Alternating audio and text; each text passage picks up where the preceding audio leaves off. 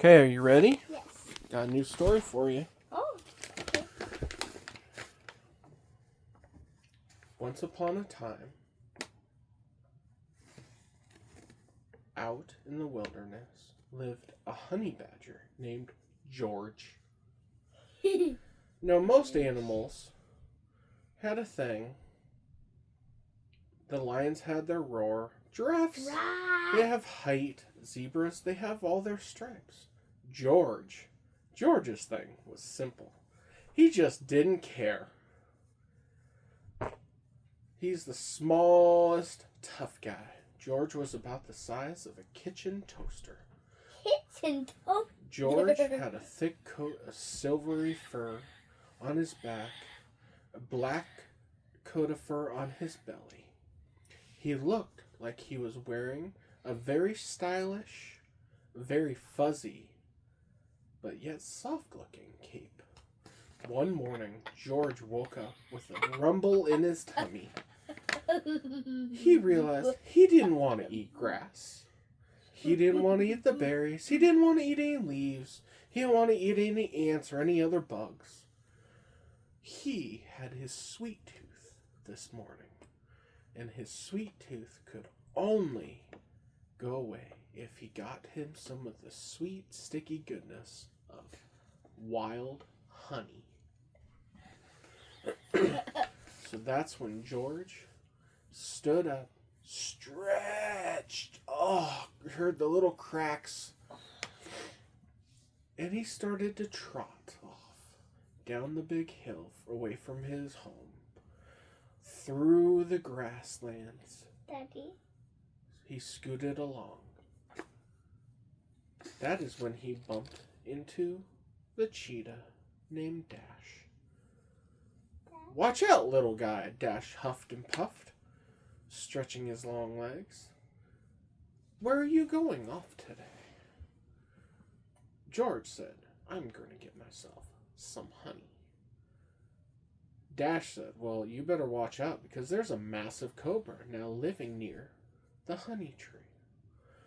You should just run away like I did." George blinked, rolled his eyes, yawned a little bit, and kept on walking. Because George, he didn't care about cobras. He didn't care about anything. Daddy, I forgot to pick out my outfit.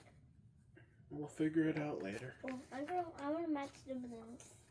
I'm going to wear that. Next, while George had passed through the grasslands, he came into where the trees had grown. And that's when he came upon the troop of baboons. The baboon said, "George, where are you going?" And George said, "I am going to get myself some honey."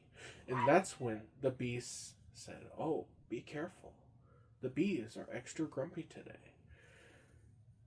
They screamed from the branches of the trees. "They'll sting you on the nose, George." George just shrugged his shoulders. Said, "I don't care about any grumpy bees." Finally, George reached the big bee tree. High up in the hollow branches was the honeycomb that he so desperately wanted. Just as the baboons warned, though, a slithering cobra was guarding the base of the tree. It hissed. It got up as big as it could stand.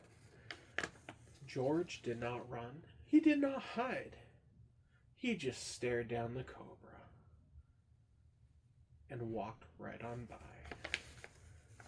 And as he's walking by, he simply let out a little to the cobra. The snake was so confused.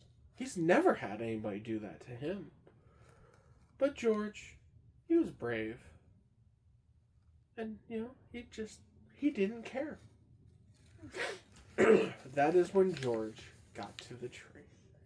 And George dug his claws in and started to climb. Using his razor-sharp claws, he he dug him into the bark of the tree and he pulled himself up. And as he's pulling himself up, he could see all the bees buzzing around the honey. And as he got closer and closer, they got louder with their buzz. Bzzz, bzzz. And once he got right next to the honeycomb and he went to touch it, the bees came out with a louder buzz and they started swarming all around George. They tried to sting George, and he just laughed because George's skin was as thick as a winter coat. Or his fur was as thick as a winter coat, and his skin was tougher than rubber tires. Their stings couldn't do anything. So George simply wiggled his little ears and kept on climbing to get his reward. As George reached the top of the hive, he stuck his paw in there and he sliced off some honeycomb with his sharp claws. He wiggled his ears, pulled out a giant chunk of the honeycomb, and shoved it in his mouth. And he said, it was so yummy. His whole face was now covered in honey. His hand, or his paw, was all covered in honey. His claw was all covered in honey. And it dripped down his fur. But he didn't care. He didn't care because it was so worth it. He sliced off another chunk as all the bees were very mad at him. They were buzzing around him, swarming any part of him that they could. And he said, okay, I'm done. He took another slice and he gently slid down the tree all the way to the ground with a little thump.